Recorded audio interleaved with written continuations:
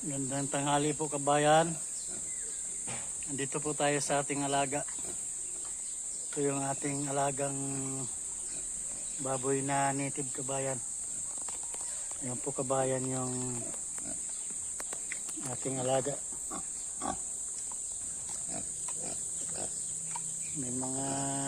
May anak siya kabayan.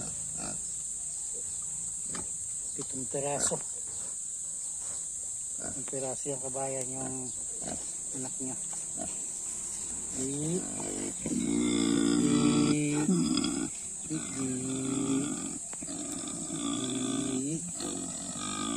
Nabit ang didi ha. Alagaan mo yung anak mo ha. Alagaan mo ang mga anak mo para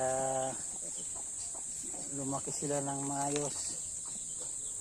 Ayan po kabayan yung ating mga pinagkakaabalahan kabayan. Ito ating alaga. Malalaki na sila kabayan. Ayan na to magit pa lang sila kabayan 1 buwan. Sa 22 pa ng May magdadalawang buwan kabayan. Ayan po.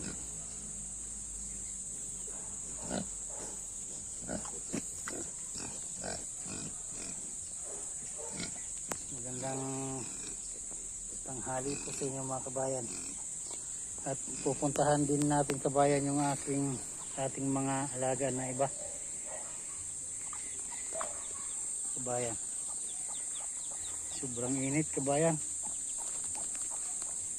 Mainit. Sisilong natin yung ating mga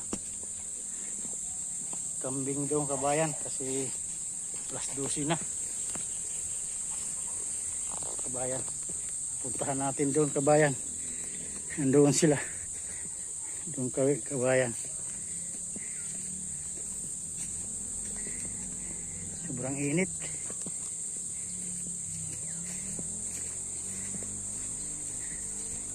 May silong na natin kabayan.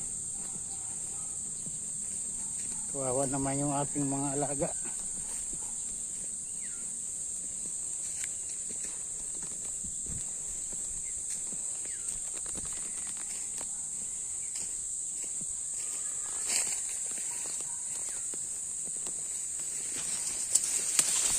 Parang tayo.